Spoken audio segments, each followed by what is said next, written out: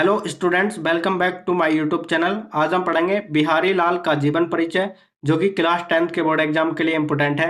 तो dear students, आपको इनके नाम को लेकर कंफ्यूज नहीं होना है, क्योंकि कुछ बुक्स में इनका नाम बिहारी लाल है और कुछ बुक्स में इनका नाम केवल बिहारी है। ठीक है, तो सबसे पहले हम ये देख लेते हैं कि आपको बोर्ड एग्जाम में किस प्रकार से क्वेश्चन पूछा जाएगा। तो डियर स्टूडेंट्स, इस वीडियो को बिना स्किप किए एकदम अंत तक देखते रहना। तो चलिए, इसके लिए हम एक मॉडल पेपर को देखते हैं। तो डियर स्टूडेंट्स, ये एक मॉडल पेपर है। आप इसमें क्वेश्चन नंबर 5 के ख खंड को देख रहे होंगे।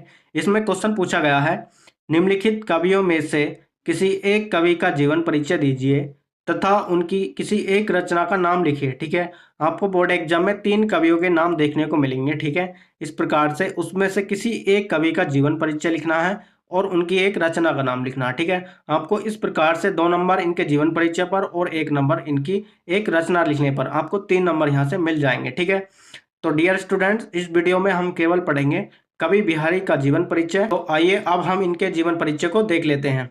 तो डियर स्टूडेंट्स, सबसे पहले आपको बोर्ड एग्जाम में क्वेश्चन लिखना है या क्वेश्चन का नंबर लिखना है। ठीक है, यदि आप जीवन परिचय लिखना चाहते हैं और जिस भी कवि का जीवन परिचय लिखना चाहते हैं, वह ब्लैक पेन से इस प्रकार से ऊपर लिख सकते हैं, जैसे कि बिहारी का जीवन परिचय लिखना है। ठीक है, तो इस प्रकार से लिख सकते हैं। उसके बाद आपको ब्लैक पेन से हेडिंग लिखनी है जीवन परिचय, और इस प्रकार से इसमें आगे लिख सकते हैं, रीतिकाल के प्रतिनिधि कवि बिहारी लाल जी का जन्म सन 1603 ईस्वी के लगभग ग्वालियर के पास बसवा गोविंदपुर गांव में हुआ था। ठीक है, यानी कि जो बिहारी लाल हैं वह रीतिकाल के प्रतिनिधि कवि हैं। ठीक है, तो इस प्रकार से लिख सकते हैं कि रीतिकाल के प्रतिनिधि कवि बिहारी लाल जी का जन्म सन 1603 ईस्वी के लगभग ग्वालियर के पास बसवा गोविंदपुर गांव में हुआ था। ठीक है, इस प्रकार से इतना तो लिख सकते हैं। ठीक है, इसके बाद लिखना है इनके पिता का नाम या इनके परिवार के बारे में। ठीक है, तो आगे इस प्रकार से लिख सकते हैं, इनके पिता का नाम केशव राय था। यानी कि इनके पिता का नाम क्या था?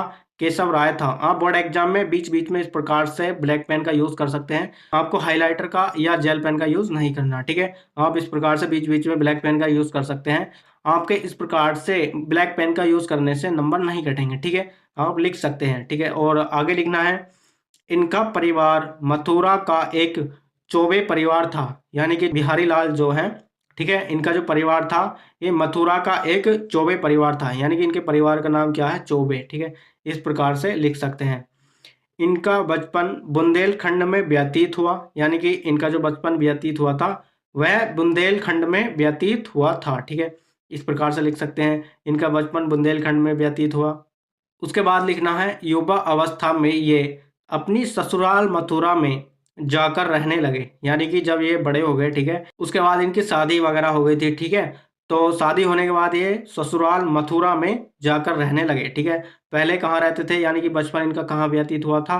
बुंदेलखंड में व्यतीत हुआ था। ठीक है, और जब ये युवा हो गए, ठीक है, जब इनकी शादी हो गई, तो ये ससुराल यानी कि मथुरा में जाकर रहने लगे। ठीक है, और आगे लिखना है इसमें, बाद में ये जयपुर के राजा जयसिंह के दरबारी कवि हो गए। ठीक है, यानी कि जो कवि बिहारी लाल हैं वह जयपुर के राजा जो जयसिंह हैं उनके दरबारी कवि हो गए। ठीक है, आप जानते हैं इनका बचपन जो व्यतीत हुआ था बुंदेलखंड में व्यतीत हुआ था। ठीक है, उसके बाद जब इनकी शादी हो गई तब इनका कुछ जीवन मथुरा में व्यतीत हुआ था। उसके बाद में ये, ठीक है, जयपुर के राजा जयसिंह के दरबारी कवि हो गए थे। ठीक है, और आगे लिखना है, कहा जाता है कि राजा जयसिंह अपनी नवविवाहित पत्नी के प्रेम विहार में बहुत मग्न रहते थे। ठीक है, यानी कि जो राजा जयसिंह है वह अपनी नवविवाहित पत्नी के प्रेम में इतने मग्न रहते थे कि वह अपने राजकाज को भी छोड़ बैठे थे। ठीक है, उसके बाद में देखिए क्या होता है, बिहारी ने एक दोहा लिखकर राजा के पास भिजवाया। यानी कि जब राजा जयसिंह अपनी पत्नी के प्रेम में इतने डूबे हुए थे कि वह अपना राजकाज छोड़ बैठे थे, तब कवि बिहारी ने उन्हें एक दोहा लिखकर भिजवाया। ठीक है, उसके बाद इस प्रकार से आगे लिख सकते हैं कि राजा जयसिंह की आंखें खुल गई। यानी कि जब बिहारी ने एक दोहा लिखकर राजा जयसिंह को भिजवाया, तब राजा जयसिंह की आंखें खुल गई। ठीक है, और उन्होंने बिहारी को सम्मान के साथ अपने दरबार की शोभा बना लिया। यानी कि राजा जयसिंह ने कवि बिहारी को सम्मान के साथ अपने दरबार की शोभा बना लिया। देखिए वह दोहा क्या है? ठीक है, इस प्रकार से लिख सकते हैं, वह दोहा था, देखिए दोहा क्या है, नहीं पराग नहीं मधुर मधु, नहीं विकास यही काल, अली कली ही सो वंद्यो, आगे कौन हवाल। ठीक है, यानी कि इसका मैं थोड़ा सा अर्थ बता देता हूँ। नहीं पराग, नहीं पराग, नहीं मधुर मधु, यानी कि नहीं मधुर यानी कि मीठा मधु है, नहीं पराग है और नहीं मीठा मधु है, नहीं विकास ही काल और न ही इस समय कोई विकास हुआ है। अली कली ही सो वंध्यो, आगे कौन हवाल। ठीक है, यानी कि अली मतलब होता है भंवरा, कली सो वंध्यो यानी कि जैसे कि भंवरा कली से ही बंध गया है, आगे कौन हवाल यानी कि आगे क्या हाल होंगे जब राजा जयसिंह अपनी पत्नी के प्रेम में इतने डूबे हुए हैं कि अपने राजकाज को ही छोड़ बैठे। ठीक है, तो इस प्रकार से कवि बिहारी इस दोहे में कहना चाह रहे हैं कि जैसे भंवरा कली से ही बंध गया है, आप इस प्रकार से अपनी नवविवाहित पत्नी के प्रेम में बंध गए हैं और इस समय कोई विकास नहीं हुआ है। तो इस प्रकार से आगे कहना चाह रहे हैं कि आगे क्या हाल होंगे। ठीक है, जब अभी से ये हाल है तो आगे क्या हाल होंगे। इस प्रकार से कवि बिहारी का ये दोहा पढ़कर राजा जयसिंह की आंखें खुल गई। ठीक है, इस प्रकार से और आगे लिख सकते हैं।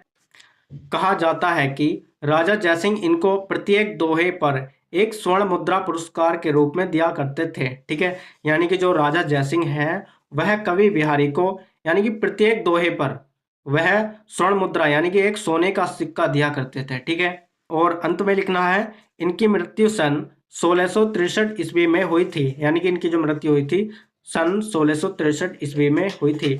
इस प्रकार से आप इनके जन्म की सन और मृत्यु की सन को आप ब्लैक पेन से लिख सकते हैं। ठीक है, तो इस प्रकार से इनका जीवन परिचय कंप्लीट हो जाता है। आपको केवल इतना लिखने पर 2 नंबर मिलेंगे।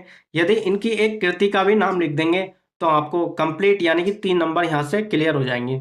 देखिए, इस प्रकार से आपको हेडिंग लिखनी है कृतियाँ। ठीक है, और इस प्रकार से फर्स्ट पॉइंट डाल करके लिख सकते हैं बिहारी सतसई। ठीक है, यदि आप ये इनकी कृति नहीं लिखना चाहते तो दूसरी लिख सकते हैं भक्ति और श्रृंगार। ठीक है, इसमें से किसी एक कृति का नाम लिख सकते हैं क्योंकि आपको बोर्ड एग्जाम में केवल एक कृति का ही नाम पूछता है और चाहे तो आप दोनों कृति भी लिख सकते हैं।